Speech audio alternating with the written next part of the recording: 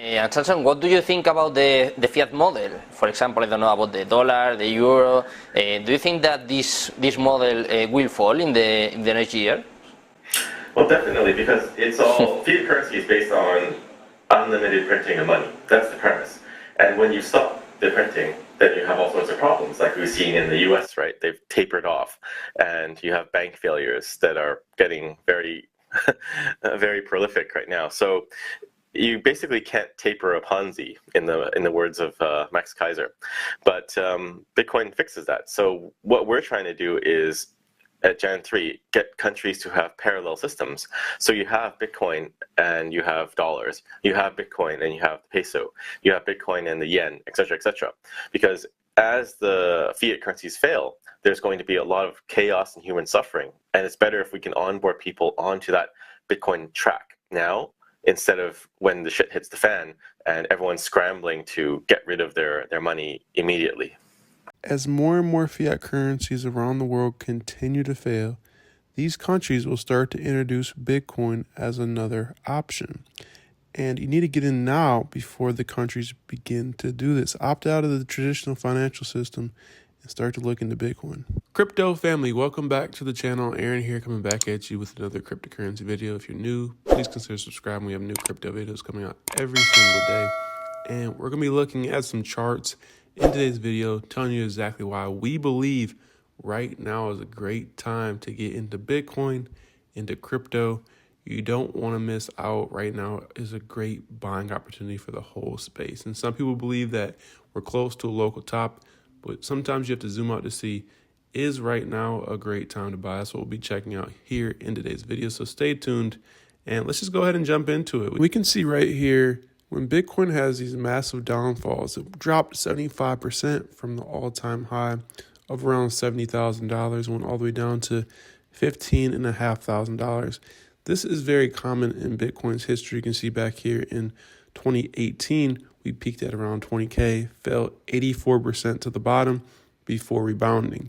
You can see it's playing out very similar to 2018, 2019. Bitcoin fell, and it dropped even further when the Federal Reserve raised interest rates, and then it started to rebound, and we're doing something very similar right now. We fell, the big FTX dump took us all the way down to 15.5. We started to rebound from that. You can see this is just a layover from 2018, 2019. So if it does play out similar to that, we could see a pump all the way up to around $55,000 in the short term. Not saying that's going to happen. If you zoom out, you know where Bitcoin is headed over the next couple of years. And the feeling is always the same. You can see back here in 2018, 2019, when Bitcoin dropped from 20,000 all the way down to around $7,000, people were saying it's just a dip, it's going to come back. And then it went from 7 to around 3,000 bucks, and everybody was saying Bitcoin is dead. But finally, when it started to turn around, everybody was saying it was a sucker's rally, and it went up to $10,000. And we're seeing something very similar play out right now. We hit the all-time highs, and everybody said that Bitcoin was going to $100,000. Never happened. Had a little bit of a dip. People were saying it's just a dip. Fell all the way down. Bitcoin's dead. 10,000 is coming. We never saw 10K. A lot of people were calling for a $10,000 Bitcoin. Still hasn't happened.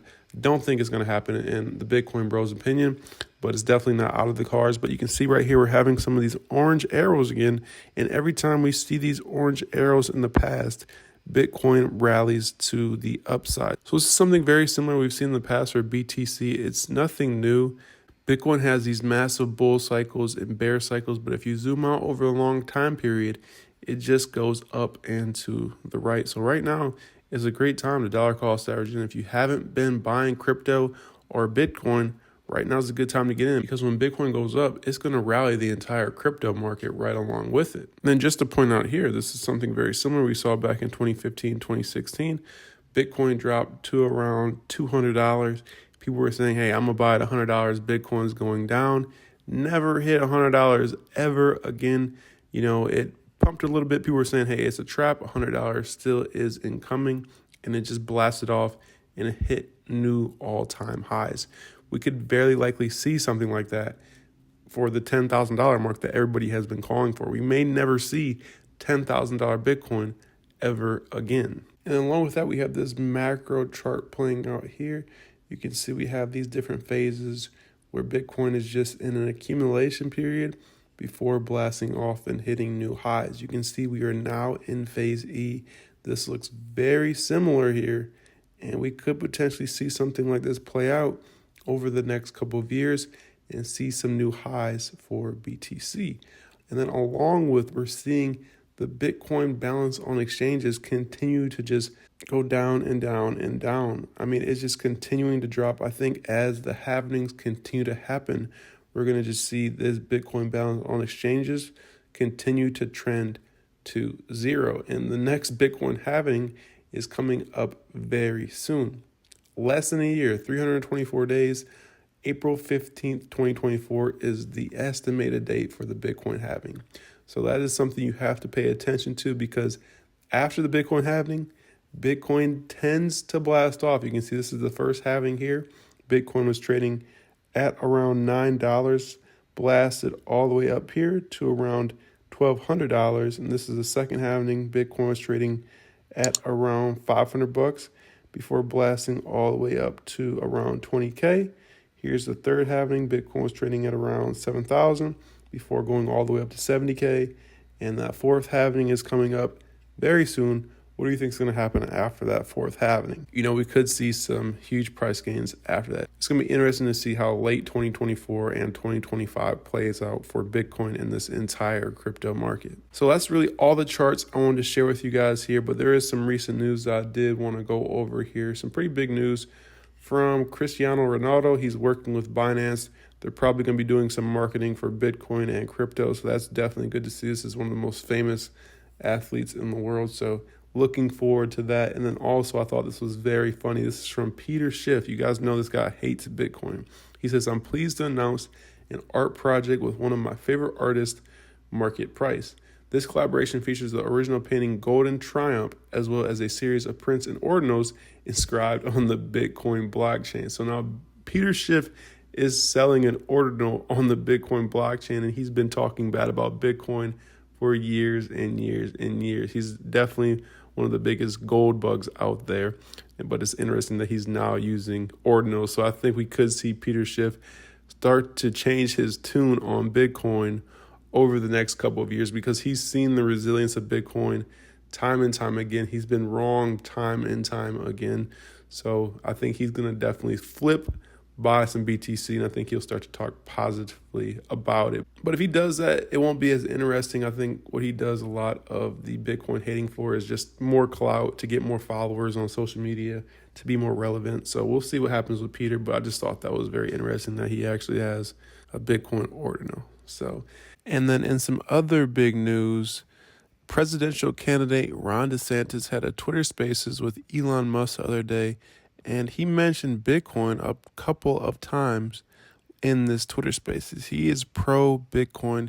He is one of the top leaders on the Republican side for presidential candidates. And we also have had RFK. He spoke at the Bitcoin conference. He is a Democrat running for the president, and he's also pro-Bitcoin. He's against CBDCs.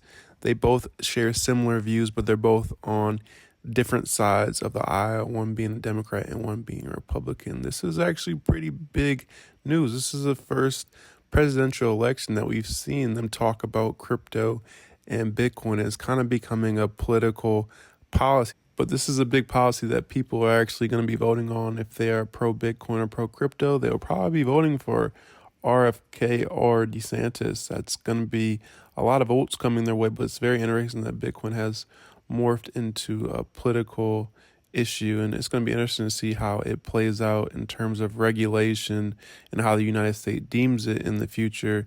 And I think the position of the president will weigh heavily on how that gets regulated in the future. So that's something to watch out for. But that's all I had for today's video, guys. I hope you enjoyed. If you found any value, make sure to hit that like button. Like I said, we have new videos coming out every single day. Subscribe if you guys haven't already. I'm out. I'll see you guys in the next one, and have a great rest of your day.